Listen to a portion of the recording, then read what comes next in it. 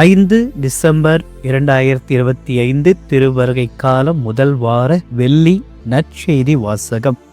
மத்தியில் எழுதிய தூய நற்செய்தியிலிருந்து வாசகம். ஆண்டவரை மாட்சி உமக்கு. அதிகாரம் 9 இறை வசனங்கள் 27 31 முடிய.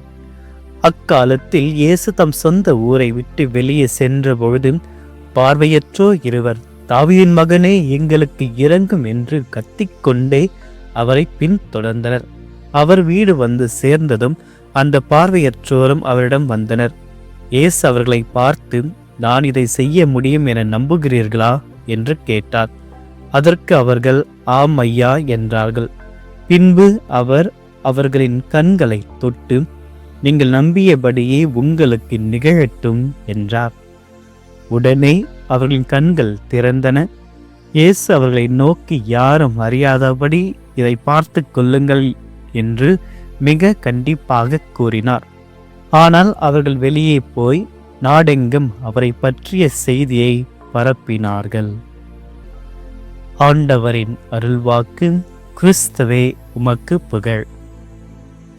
இயேசுவில் பிரியமான அன்பு சகோதரமே, தமிழ் கத்தோலிக்க யூடியூப் சேனலின் அன்பு பக்தர்களை, உங்கள் ஒவ்வொருவரையும் இறைவன் நிறைவாக ஆசீர்வதிக்கும்படியாகும்.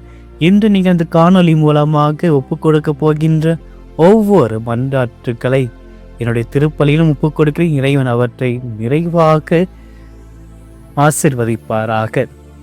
பிரியமானவர்களே, இன்றைய நற்செய்தி வாசகம் நமக்கு ஒரு சக்தி வாய்ந்த மற்றும் உருக்கமான காட்சியை நமக்கு வழங்குகிறது. இயேசு தொடர்ச்சியாக தன்னுடைய அற்புதங்களை செய்து மக்கள் கூட்டத்தை வியப்பில் ஆழ்த்திருந்த அந்த சூழலில் பார்வையற்ற 2 மனிதர்கள் நம்பிக்கையுடன் அவரை பின்தொடர்ந்து அவரிடத்தில் பார்வையை பெறுகிறார்கள். இதில் நாம் கவனிக்க வேண்டிய ஒரு விஷயம் என்னவென்றால், பார்வையற்ற இந்த நபர்கள் உடல் அளவில் பார்வை இழந்தாலும் ஆன்மா அளவில் அவர்கள் பார்வை இழக்காமல், அதாவது ஆண்டவர் இயேசு யார் என்பதை அவர்கள் உணர்ந்து, தாவீதின் மகனே எங்களுக்கு இரங்கும் என்ற ஒரு வார்த்தையை அவர்கள் உச்சரிக்கிறார்கள். தாவீதின் மகனே என்று அவர்கள் உணர்ந்திருக்கிறார்கள். ஆன்ம ரீதியில் இயேசுவை உணர்ந்த இந்த 2 பார்வையற்ற நபர்களுக்கு இறைவன் குணப்படுத்துதலை பார்வை அளிப்பதன் மூலமாக அளிக்கின்றார். அவர்களுடைய விசுவாசமானது அவருடைய உடல் அளவில் இருக்கின்ற பார்வையை பரிபூரணமாக குணப்படுத்துகிறது. ஆன்ம ரீதியாக இன்னும் அதிக அளவில் அவர்களுக்கு மீட்பானது இறைவன் அளிக்கின்றார். இவருடைய வாழ்க்கைகளை பார்க்கின்ற பொழுது பார்வையற்ற மனிதர்களாக சமூகத்திலிருந்து விலக்கப்பட்டவர்களாகவும் பெற்றெடுக்கின்ற தொழிலை புரிபவர்களாகவும் இருக்கிறார்கள். இருந்த போதிலும் அந்த பலவீனத்தை அவர்கள் பாராமல், எந்த விதமான எதிர்பார்ப்புக்கும் இடம் கொடாமல், ஆண்டவர் இயேசுவுக்கு முன்பாக அவருடைய இரக்கத்தை பெறுவதற்காக உரத்த குரலில், தாவீதின் மகனே எங்களுக்கு இரங்கும் என்று கத்துகிறார்கள். உடனே ஆண்டவர் இயேசுவினுடைய பதிலானது கொஞ்சம் சுவாரஸ்யமாக இருக்கிறது. நான் இதை செய்ய கூடும் என்பது நீங்கள் நம்புகிறீர்களா என்று இறைமகன் கேட்கின்றார். அவர்கள் உடனடியாக நம்புகிறேன் ஐயா என்று குறிப்பிடுகிறார்கள். உடனே இறைமகன், நீங்கள் நம்பியபடி உங்களுக்கு நிகழட்டும் என்று அவர்களை தொட்டு குணப்படுத்துகின்றார். இதில் இவர்களுடைய விசுவாசமானது வெறும் வார்த்தை அளவில் இல்லாமல் செயல் வடிவில் இருப்பதை இறைமகன் இயேசு உணர்கின்றார்.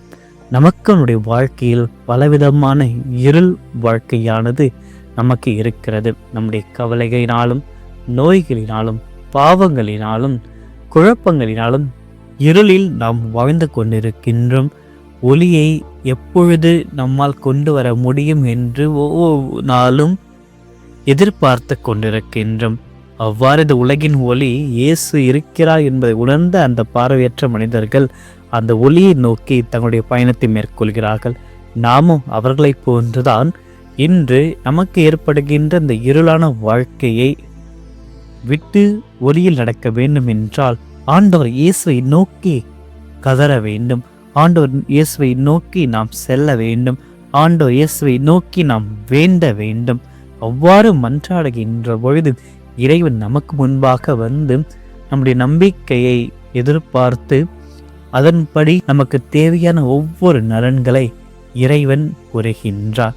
ஆனால் அவர் நம்மிடத்தில் எதிர்பார்க்கின்ற அந்த நம்பிக்கையை நாம் அதிக அளவில் இறைவன் மீது வைக்க வேண்டும். இந்த உலகின் பொருட்கள் மீது வைக்கின்ற நம்பிக்கை, பணத்தின் மீது வைக்கின்ற நம்பிக்கை, நம்முடைய பதவிகள் மீது நாம் வைக்கின்ற நம்பிக்கை, நம்முடைய உறவு முறைகளோடு நாம் வைக்கின்ற நம்பிக்கையை தாண்டி ஆண்டவர் மீது அசைக்க முடியாத அளவிற்கு நாம் நம்பிக்கை வைக்க வேண்டும். அந்த நம்பிக்கையோடு நாம் முறையிடுகின்ற ஒவ்வொரு வேண்டுதல்களை இறைவன் கண்ணோக்கி பார்த்து நல்ல பலன்களை நமக்கு வழங்குகின்றார். நம்முடைய இருளை போக்குகின்றார், நம்மை தொடுகின்றார், தொட்டு ஆசிர்வதிக்கின்றார். எல்லா குறைபாடுகளையும் அவர் குணப்படுத்துகின்றார். நம்முடைய பாதைகளை சரியாக்குகின்றார், நம்முடைய பார்வைகளை குணப்படுத்துகின்றாக. நாம் வெறும் உடல் ரீதியாக நம்முடைய குறைகளை மட்டும் பார்க்காமல் ஆன்ம ரீதியாக இருக்கின்ற குறைகளையும் நாம் கண்டறிந்து, ஆன்ம ரீதியாக இருக்கின்ற இருளை கண்டறிந்து அதை ஆண்டவருக்கு முன்பாக நாம் சமர்ப்பிக்க வேண்டும். ஆண்டவரிடத்தில் அவற்றை முறையிட வேண்டும், அவரிடத்தில் வெளிப்படுத்த வேண்டும். அவ்வாறு நாம் நம்பிக்கையோடு வெளிப்படுத்துகின்ற பொழுது உலகின் ஒளியாக செல்கின்ற அவர் நாம் நம்பியபடி நம்மளுக்கு நிகழ்வதற்காக அவருடைய ஒளியை நம்முடைய வாழ்க்கையில் அளிப்பார்.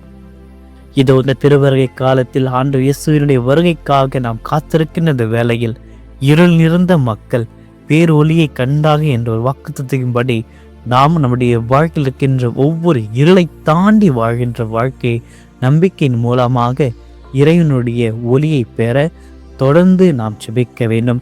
தொடர்ந்து இறைவனுடைய நிழலில் நாம் வாழ வேண்டும். தொடர்ந்து இறைவனுடைய பிரசன்னத்தை நாம் உணர வேண்டும். அவ்வாறு உணர்கின்ற பொழுது ஆண்டவர் இயேசுடைய வல்லமையானது இன்று நம்மில் வெளிப்படும். அவருடைய கரமானது நம்முடைய ஒவ்வொரு போராட்டத்திலும் இருக்கும் என்ற நம்பிக்கையில் இறைவனிடத்தில் ஜெபிப்போம். ஆமென். மன்றாடுவோமா? எங்கள் அன்பான தகப்பனை, இந்த காலை வேலைக்காக மக்கள் நன்றி கூறுகின்றோம். இன்று எங்களுக்கு அளித்த இந்த புதிய நாளிற்காகவும் அந்த புதிய நாளினுடைய ஒவ்வொரு கிருபைகளுக்காகவும் இந்த நாளில் நாங்கள் களி கூர்ந்து வாழ எம்மை ஆசீர்வதித்தருளும். இன்றைய நாளில் நாங்கள் மேற்கொள்ள போகின்ற ஒவ்வொரு செயலிலும் சந்திக்கின்ற ஒவ்வொரு நபரிடத்திலும் உமது பிரசன்னத்தையும் சமாதானமும் எங்களோடு இருப்பவனவாக உம்முடைய அன்பையும் ஒளியையும் எங்கள் மூலம் உலகிற்கு பிரதிபலிக்க செய்யும் கருவிகளாக எங்களை மாற்றியருளும். ஆண்டவரை, இதோ இந்த வேளையில் எங்கள் ஒவ்வொருவருக்கும் தேவையான உடல் உள்ள ஆன்ம சுகத்தை நிறைவாக அளித்து இன்று இந்த நற்செய்தி வாசகத்தில் வருகின்ற நபர்களை போன்று உம்மீது முழுமையாக நம்பிக்கை வைத்து எங்களுடைய வாழ்க்கையில் இருக்கின்ற ஒவ்வொரு இருளையும் அகற்றி உம்மை ஆன்ம ரீதியாக உம்மை பின்தொடர்ந்து உம்மிடத்தில் மன்றாடுகின்ற அந்த இதயத்தை எங்களுக்கு அளித்தருளும். தாவீதின் குமாரனை எங்கள் மீது இறங்கும் என்று கதறியது போல நாங்களும் உம்மை நோக்கி இன்று எங்கள் மன்றாட்டுகளை சமர்ப்பிக்கின்றோம்.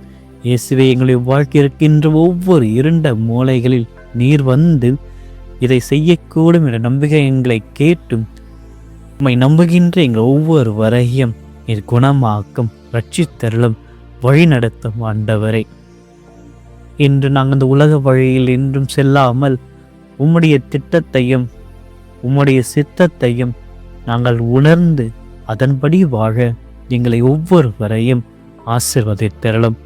இதோ இந்த நாளில் நாங்கள் ஒப்பு கொடுத்து ஜெபிக்கின்ற இயேசுவின் மதுரமான இருதயமே, எங்களுடைய நம்பிக்கையை பலப்படுத்தியருளும். மனுக்குலத்தின் மீதுள்ள அளவற்ற அன்பினால் காயப்படுத்தப்பட்ட இயேசுவின் இருதயமே, இதோ உம்முடைய சந்ததியில் நாங்கள் பணிந்து வணங்குகின்றோம். எங்கள் ஒவ்வொருவரையும் ஆசீர்வதித்து எங்கள் பாவங்களை மன்னித்து உம்முடைய இருதயத்திற்கு எதிராக நாங்கள் புரிந்த ஒவ்வொரு குற்றங்களுக்காக மன வருந்துகின்றோம். எங்களை ஆசீர்வதியும். இன்று எங்களுடைய கடினமான இருதயங்களை உம்முடைய தெய்வீக அன்பினால் உருக்கி உம்மை ஆராதிக்க, உம்மை நேசிக்க, உமக்காக வாழ எங்களுக்கு கற்றுத்தாரும். இயேசுவின் இருதயமே, உலகெங்கும் உள்ள நோயாளிகள், பாவம் செய்பவர்கள், தனிமையில் இருப்பவர்கள், நம்பிக்கையற்று வாழ்கின்ற ஒவ்வொரு பிள்ளைகளுக்கு தேவையான ஆறுதலாக நீர் மாறி உம்முடைய கரமானது அவர்கள் மீது படட்டும். இயேசுவின் இருதயமே அடக்கலத்தின் கோட்டையே, எங்கள் குடும்பங்களின் மீது அமைதியையும் பாதுகாப்பையும் இன்று அளித்தருளும். எங்களுடைய ஒவ்வொரு முயற்சிகளிலும் உமது ஆசீர்வாதத்தை எங்களுக்கு வழங்கி என்றும் உமக்கு ஏற்ற பிள்ளைகளாக நாங்கள் வாழ, உம்மிடத்திலும் இரக்கத்தையும் மீட்பையும் நாங்கள் நிறைவாக கண்டு உணர எங்களை ஆசீர்வதித்து பலப்படுத்தி அருளும். இந்த மன்றாட்டுக்களை எல்லாம் எங்கள் ஆண்டவராகிய கிறிஸ்து வழியாக உம்மை மன்றாடுகின்றோம். ஆமென். எல்லாம் வல்ல இறைவன் தந்தை, மகன், தூய ஆவியார் ஒவ்வொருவரையும் நிறைவாக ஆசீர்வதிப்பாராக. ஆமென்.